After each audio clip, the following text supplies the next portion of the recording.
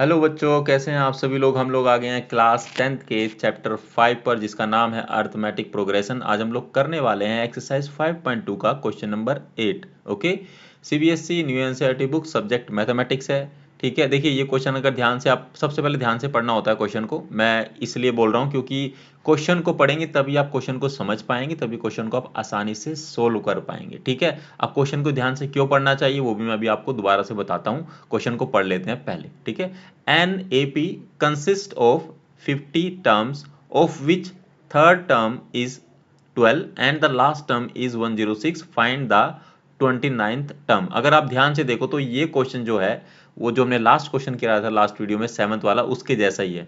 But इसमें जो लिखने का जो वे है वो थोड़ा अलग है। यहाँ पर भी हमें 2 टर्म्स पहले से दी गई है, मतलब कि लास्ट टर्म जो कि A50 है और A3 हमको दिया गया है, हमको निकालना ये है। तभी पॉसिबल है तब, क्योंकि हमको इस तरह से टर्म दी गई है। आपको क्वेश्चन जो एग्जाम में आएगा वो कुछ इसी तरह से आएगा।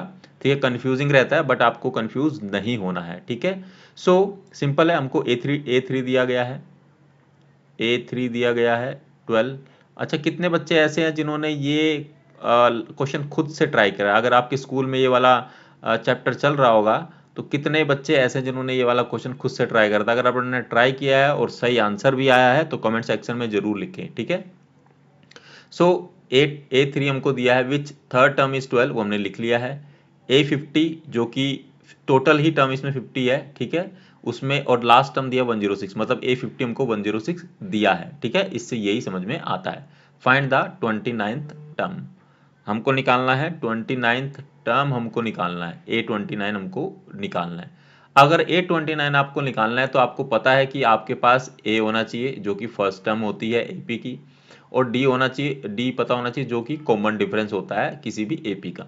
ठीक है, अब हमारे पास ये दो चीज़ दी गई है, A3 दिया है, A50 दिया है।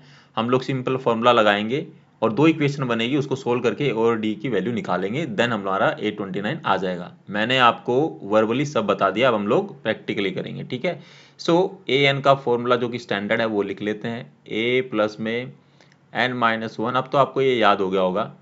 ठीक है, सो ये फॉर्मूला होता है A N is equal to A plus में n-1 d। ठीक है, अब A3 हम सबसे पहले A3 के लिए लिखते हैं फॉर्मूले को। ठीक है, सो a प्लस में n-1 d आ जाएगा। A3 की वैल्यू कितनी है बच्चों, 12 हमको दी गई है। ठीक है, a हमको निकालना है। ठीक है, n हो जाएगा 3 -1 और ये d हमको निकालना है। ठीक है, सो 12 इज इक्वल टू में a प्लस में ये 3 -1 कितना होगा, 2 हो जाएगा, इंटू में d। एक इक्वेशन तो ये बन गई। अब हम लोग A50 के लिए कर लेते हैं। A50 is equal to a plus में n-1 और ये d हो गया। ठीक है, सो A50 हमको दिया है 106। ठीक है, a एज इट इज आएगा, हमको निकालना है। n की वैल्यू आ जाएगी 50 -1 और d। ठीक है, जो ये n होता है वो जो यहाँ पर टर्म लिखी रहती है, जो भी होगा 50 तो वो होगा 1 2 3, जो भी होगा वो आपको यहाँ लिखना है n की जगह पर। ठीक है, और ये आपका हो गया 106 एंड a प्लस में 50 -1 करेंगे तो 49, मतलब 49 d हो जाएगा। ये इक्वेशन 2 आ गई। ठीक है, अब देखो यहाँ पर दो इक्वेशन आ गई। इसको करने के दो तरीके हैं। हमने लास्ट वीडियो में क्या किया था कि यहाँ से पहले फर्स्ट इक्वेशन से हमने a की वैल्यू निकाल ली थी। कैसे निकाली थी, ये जो प्लस का 2d है इधर आ जाएगा, ये भी आप कर सकते हैं। तो ये इक्वेशन 1 आ गई, और सिंपली आप जो भी यहाँ वैल्यू आएगी यहाँ a की जगह पर ये वाली वैल्यू पुटअप करेंगे, तब भी आपका a और d आ जाएगा। बट आपको दूसरा तरीका बताते हैं। दूसरा तरीका क्या है कि दो इक्वेशन आ गई, सिंपली क्या करना है, सब्ट्रैक्ट कर देंगे। Subtract equation 1 from equation 2। अगर हम ये करेंगे तब भी हमारे पास a और d की वैल्यू आएगी। अब देखिए कैसे आएगी। ठीक है, 106 इज इक्वल टू में a प्लस में 49d। ठीक है, और ये नीचे आ जाएगा यहाँ पर 12 इज इक्वल टू में a प्लस में 2d। ठीक है, अब आपको अच्छे से पता है कि जब सब्ट्रैक्ट करते हैं जो भी साइन यहाँ पर होगा वो चेंज हो जाएगा, प्लस का माइनस, प्लस का माइनस और ये प्लस का माइनस। ठीक है, तो ये तो कट जाएगा, तो ये क्या है 49 में से जाएगा, तो ये अपने पास बचेगा यहाँ पर 47d प्लस का। ठीक है, 106 में से 12 को माइनस करो, 106 में से 12 जाएंगे तो ये बचेगा 94 बचेगा। ठीक है, 94 बचेगा, ये भी प्लस का होगा। अब 94 इज इक्वल टू डी और ये 47 आ जाएगा नीचे, ठीक है। तो इसको कट कर देंगे तो ये 2 पे कट हो जाएगा। तो डी की वैल्यू कितनी आ गई बच्चों? डी की वैल्यू आ गई आपकी 2 आ गई, ठीक है। हम लोग लिख लेते हैं यहाँ पर डी इज इक्वल टू 2, ठीक है। अब हमको ए की वैल्यू निकालनी है। क्या करेंगे? सिंपली पुट कर देते हैं D is equal to 2 in equation 1। आप 2 में भी पुट कर सकते हैं, 1 में भी कर सकते हैं। मैंने 1 में इसलिए किया क्योंकि ये ईजियर इक्वेशन है, ईजियर तरीके से आ जाएगा, ठीक है। चलिए, put D is equal to 2 in equation 1। So यहाँ पर आ जाएगा आपका 12 is equal to A plus में 2d, ठीक है।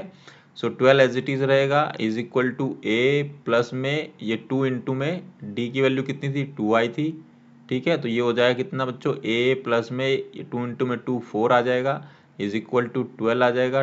12 और ये प्लस का इधर आके माइनस का 4 हो जाएगा is equal to a. So 12 minus 4 8 आ गया। तो ए की वैल्यू आ गई बच्चों कितनी? 8 आ गई, ठीक है। अब आपके पास ए भी आ गया है और डी भी आ गया है। सिंपली क्या करेंगे आप लोग?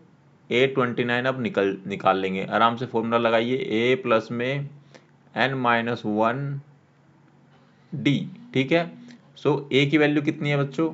ए की वैल्यू है आपकी 8 है प्लस एन की वैल्यू कितनी आ जाएगी? 29 माइनस 1 इज इक्वल टू डी की वैल्यू कितनी थी बच्चों? 2 आ गई, ठीक है। सो ये हो गया 8 प्लस में 29 माइनस 1, तो ये हो जाएगा 28 और इनटू में 2 एज इट इज रहेगा अभी के लिए, ठीक है। कर दीजिए 8 प्लस में 28 इंटू में 2, तो ये हो जाएगा 56, 56 हो जाएगा।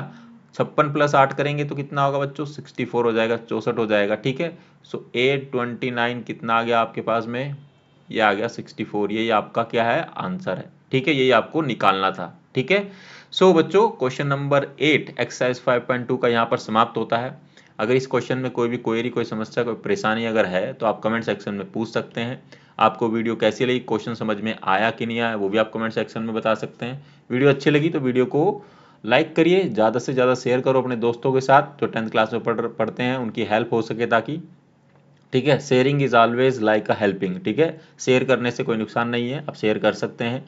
और मेरे साथ साथ प्रैक्टिस करते रहिए। आपको 100/100 मार्क्स लेने हैं। मैथ्स एक स्कोरिंग सब्जेक्ट होता है, मैथ्स से कभी डरने की ज़रूरत नहीं है। बस आपको डेली थोड़ा थोड़ा टाइम क्वेश्चन सोल्व करने होते हैं, ठीक है।